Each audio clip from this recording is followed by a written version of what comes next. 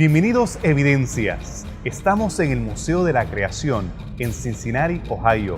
Y en esta ocasión vamos a continuar con nuestra serie acerca de los orígenes, hablando acerca de el diluvio.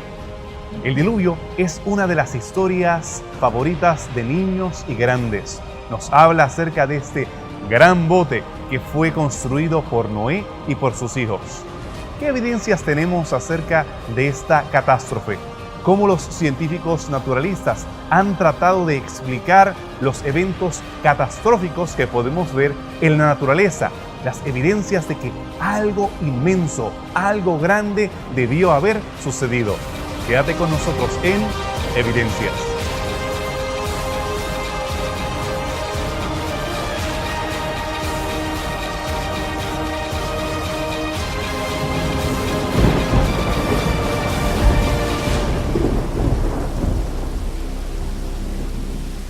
La Biblia presenta el relato del diluvio como un castigo por la maldad de la raza humana en aquel momento.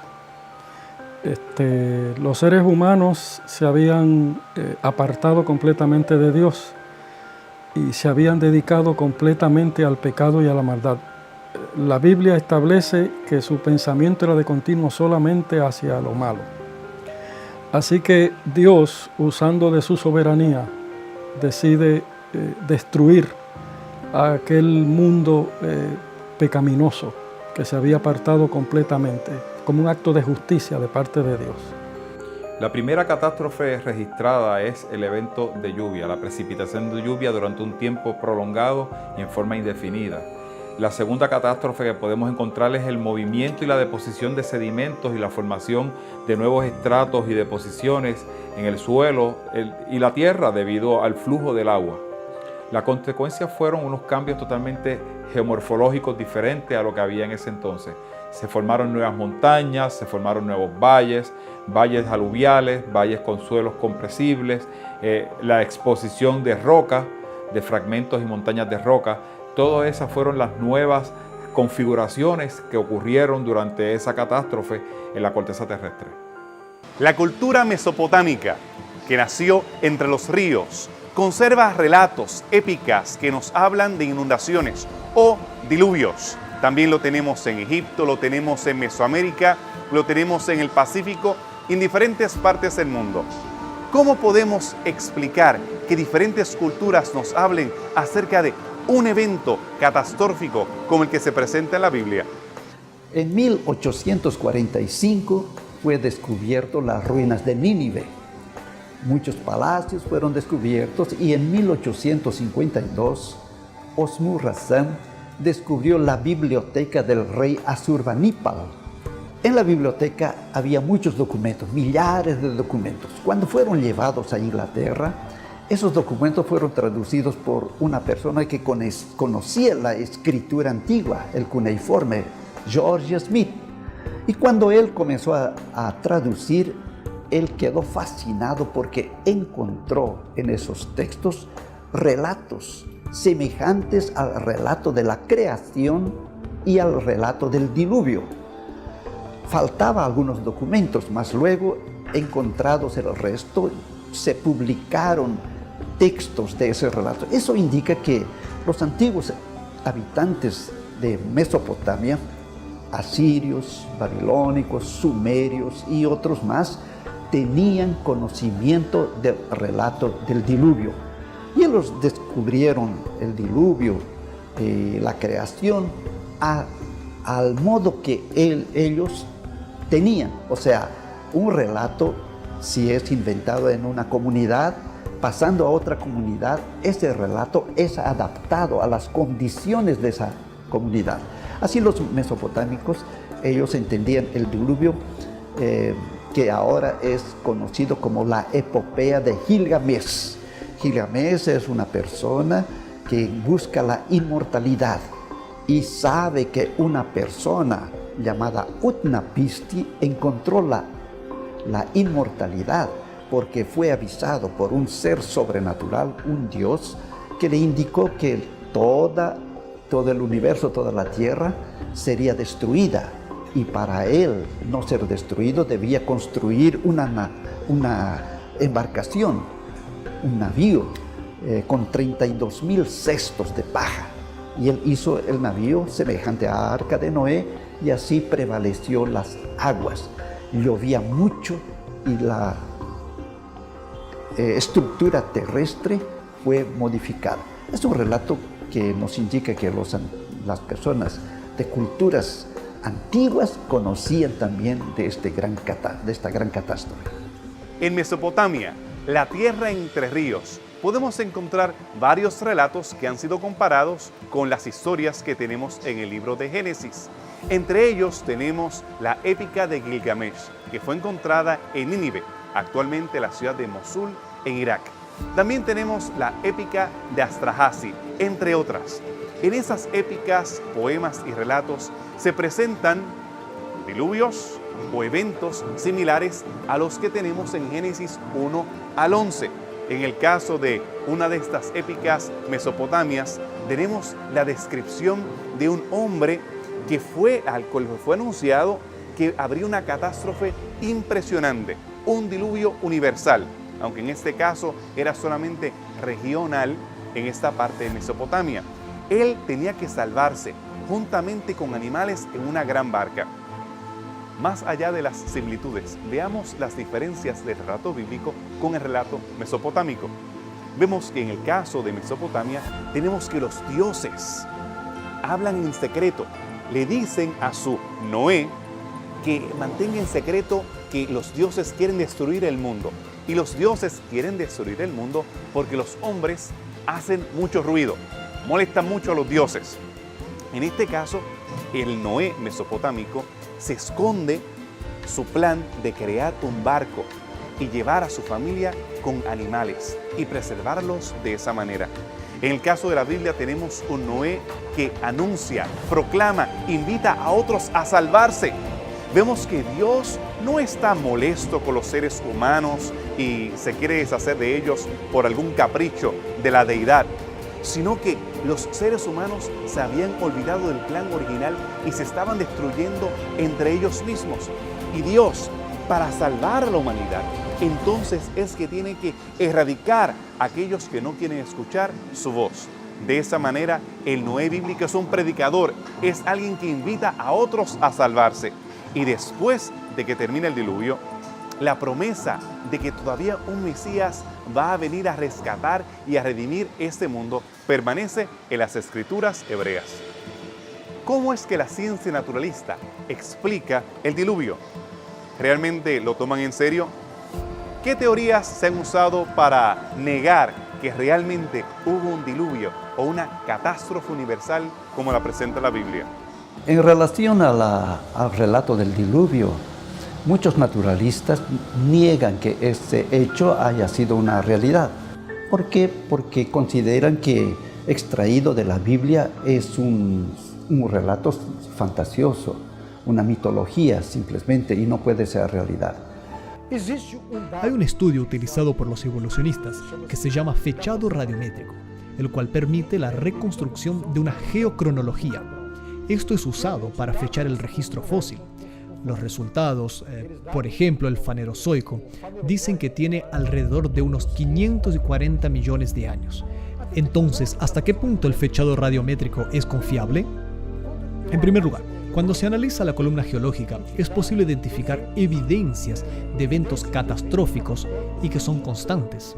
La formación de camadas de forma paralela en todos los lugares, la presencia de fósiles, vulcanismo violento, lo que debe haber generado terremotos con una escala superior a 10 Richter, algo que no sucede actualmente. Luego, toda la Tierra fue trastornada. Por eso, personalmente veo evidencias que apuntan o a sucesivas catástrofes constantes o a una única catástrofe globalizada con algunos episodios más violentos, unos más intensos que otros, en un corto periodo de tiempo. Entonces los naturalistas, por medio del fechado radiométrico, buscan explicar estos mismos eventos, pero a lo largo de millones y millones de años. Vemos que esto no coincide con las evidencias. Las evidencias son de una catástrofe global. El fechado habla de millones de años. Ahora, ¿el fechado por sí mismo es confiable?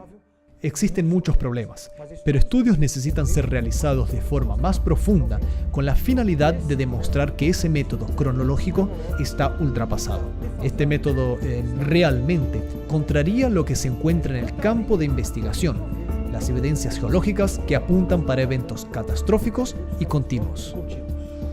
Más allá que representar de forma vívida la creación, el diluvio y esta catástrofe, como se puede ver aquí en el Museo de la Creación en Ohio, ellos han tratado de proveer información científica, investigación seria acerca de la posibilidad de una catástrofe como el diluvio.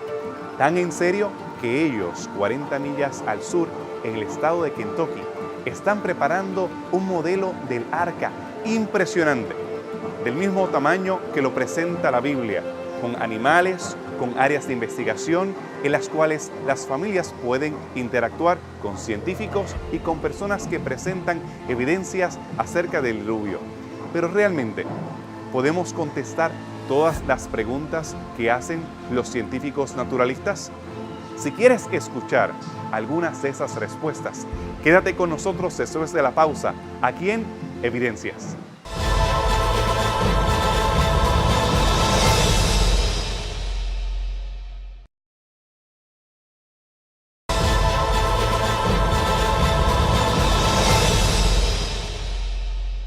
Estamos de regreso en este programa que hemos dedicado acerca del tema del diluvio. Estamos ahora dentro del arca, aquí en el Museo de la Creación. Se puede imaginar estar escuchando los diferentes animales que hacían sonidos, que se quejaban, que pedían a la lluvia que se encontraba afuera, un movimiento de un lado hacia el otro y tal vez algunos sobrevivientes que se encontraban en la parte de afuera. Debió haber sido una experiencia única la que tuvo Noé juntamente con sus hijos.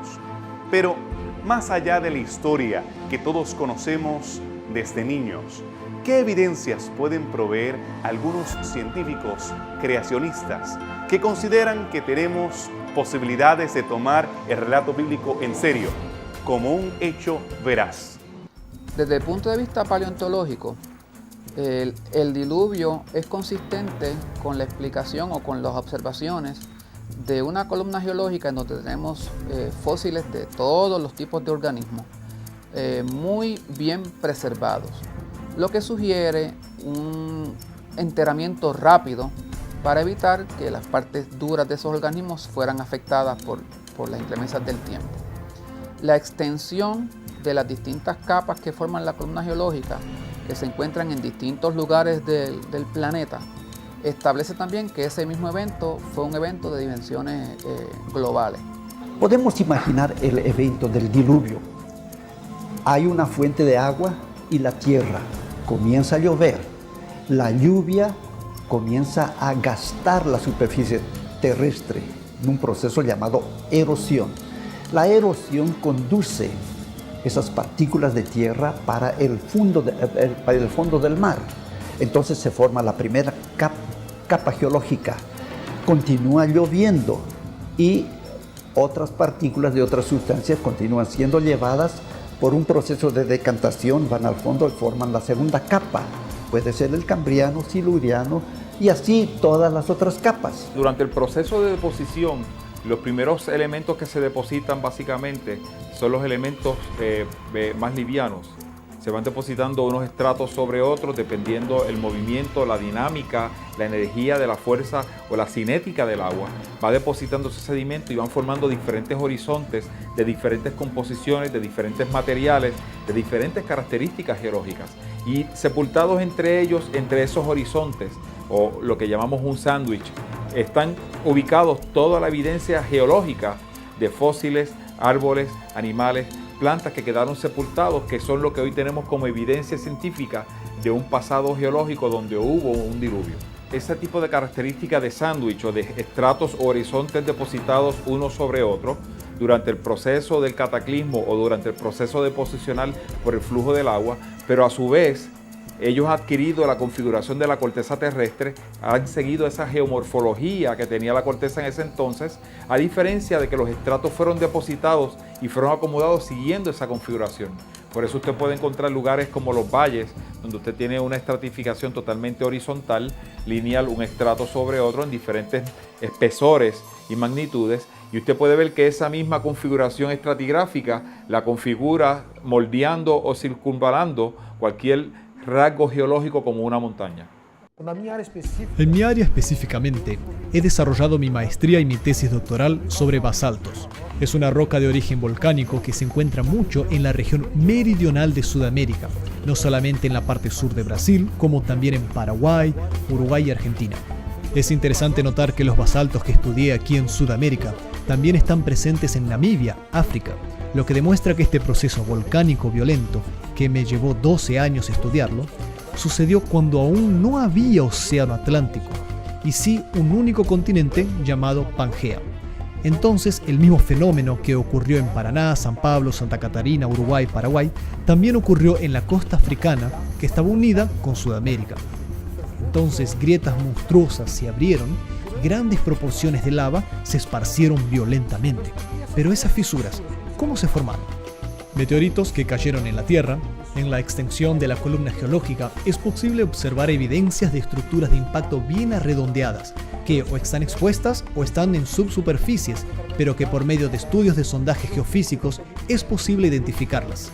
Cantidad de iridio, hierro y níquel, que son comunes en meteoritos, pero que son raros aquí en la Tierra.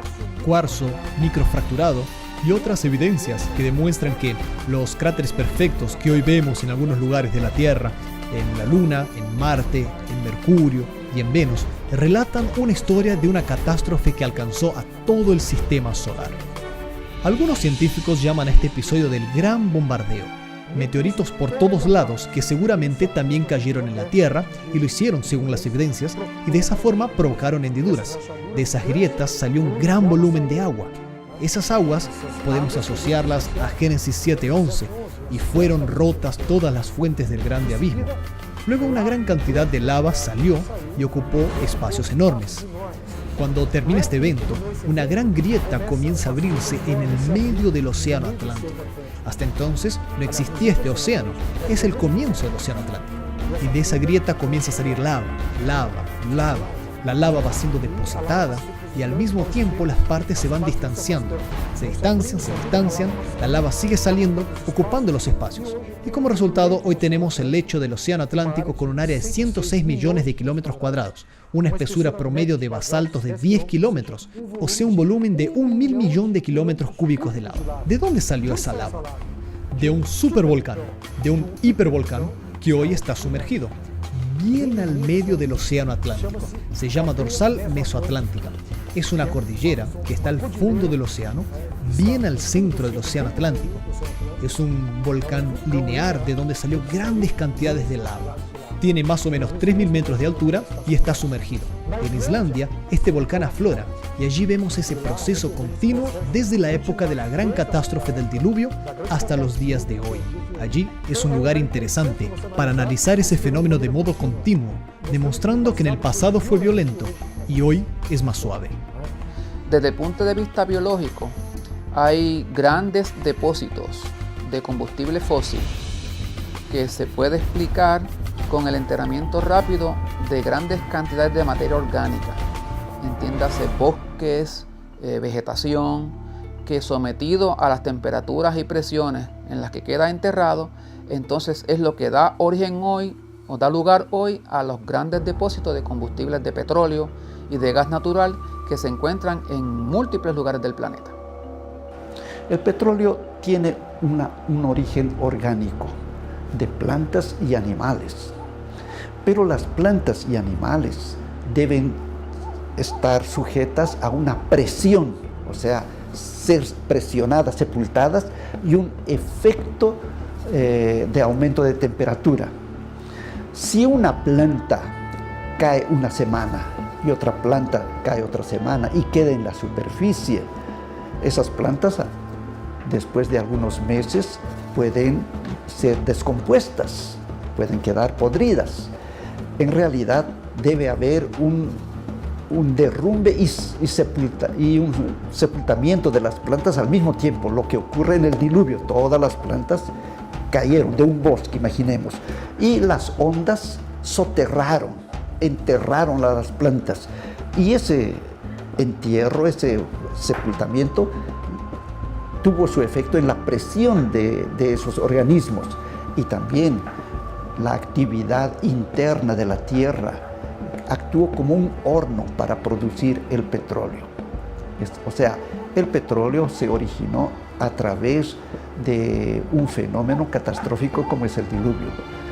Se consideró que las capas geológicas así consolidadas serían difíciles de ser atravesadas.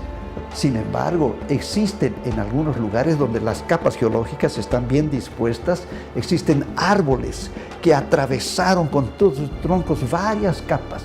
¿Cómo puede eso ocurrir? Solamente cuando las capas están en un proceso plástico, barro, no estaban consolidadas. Y ese momento puede haber sido el momento del diluvio. A través de los siglos, muchos peregrinos han tratado de encontrar el Arca de Noé. No es un fenómeno nuevo, es uno que tiene una larga tradición. Durante las últimas décadas hemos encontrado estudios científicos serios que lo han tratado de hacer en esta área de Urartu, el antiguo reino de Urartu, una de sus montañas conocida como Ararat por la tradición. ¿Cuán serios son esos estudios? ¿Todos los podemos presentar en la misma categoría? ¿Será que algunos tienen peso científico y otros son simplemente aficionados, buscatesoros que están tratando de probar alguna agenda personal? Han habido varios estudios con respecto al Arca de Noé. Se ha estado buscando en la región del Monte Ararat en Turquía, pero es un área bien extensa y los resultados no han sido muy favorables. Sin embargo, han llegado noticias, vamos a decir, ¿verdad?, rumores de avistamientos del arca. Por ejemplo, durante la Segunda Guerra Mundial, unos aviadores que iban en un transporte llevando equipo militar para Rusia, mientras volaban por el área de Ararat, vieron un barco que sobresalía de un glaciar en la nieve. Supuestamente se tomaron fotografías y todo, nada de esto después se ha encontrado. Hay ciertas evidencias también que durante el gobierno del zar Nicolás II en Rusia se envió un equipo de arqueólogos rusos que estuvieron en el Arca de Noé y tomaron medidas e hicieron una serie de estudios. Toda la evidencia que ellos recopilaron aparentemente se perdió cuando viene la revolución bolchevique en 1917, que eran ateos, no aceptaban las doctrinas bíblicas ni las enseñanzas bíblicas. Así que todo esto se ha perdido. Y así sucesivamente. Ferdinand Navarra, un explorador francés también, supuestamente encontró madera en el monte Ararat, a una altura bastante considerable, sobre los 14.000 pies de altura. Él identificó esa madera como del Arca de Noé, pero desde luego no hay una evidencia sólida que pueda mostrar que fue así. Se han hecho otras investigaciones en años más recientes por el área de la falda del monte Ararat, pero no se ha encontrado nada al respecto, especialmente una formación que parecía como de un barco en piedra. Se ha estudiado bastante, pero no han habido evidencias sólidas de que se haya encontrado algo. Por ser un área tan extensa, es difícil realmente poder hallar algo, especialmente cuando el monte Ararat está cubierto de nieve. Es un pico de más de 18.000 pies de altura.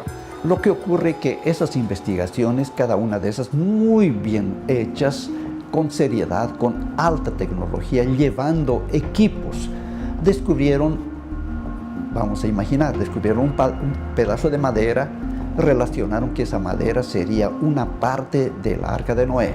Otros descubrieron una especie de huellas del Arca de Noé, sacaron fotografías, llegaron a medir y constataron que sería otro Arca. Sin embargo, todos esos trabajos realizados no fueron en un único lugar, sino en varios lugares, lo que confunde la mente de las otras personas. ¿Cuántos lugares son relacionados? Muchos indican que este es el monte Ararat donde posó el arca de Noé. Otro investigador encuentra que otra montaña, ese es el verdadero monte Ararat. Varios montes Ararat, mas el relato bíblico no indica de varias arcas, solamente uno. Tal vez estudiando la lengua hebraica nos podemos indicar que el monte Ararat no es el nombre de una montaña, sino la región. El arca de Noé posó en una montaña de la región de Ararat. O sea, todas esas tentativas muy bien realizadas no llevan a una respuesta sobre encontraron vestigios del arca de Noé. El estudio del diluvio se ha tomado desde diferentes puntos de vista. Algunos peregrinos, deseosos de probar la Biblia, lo han hecho a través de siglos. Otros científicos lo han hecho de manera antagonista, tratando de desprobar la Biblia, tratando de antagonizar los creyentes con los no creyentes. Sin embargo, otros científicos serios han estudiado el tema, han visto evidencias de esta catástrofe universal. ¿Realmente será necesario encontrar evidencia de madera, de un gran bote, para nosotros creer en la Biblia? ¿O será que tenemos evidencia a nuestro alrededor que nos habla acerca de esta gran catástrofe? La Biblia presenta la restauración de este mundo. Nos presenta que el mundo no será destruido más con agua. ¿Qué nos habla acerca del futuro? Si quieres estudiar la Biblia y su contenido acerca de estos eventos finales, escríbenos a nuestra dirección electrónica o a nuestro blog. También te invito para que nos acompañes al próximo programa de Evidencias.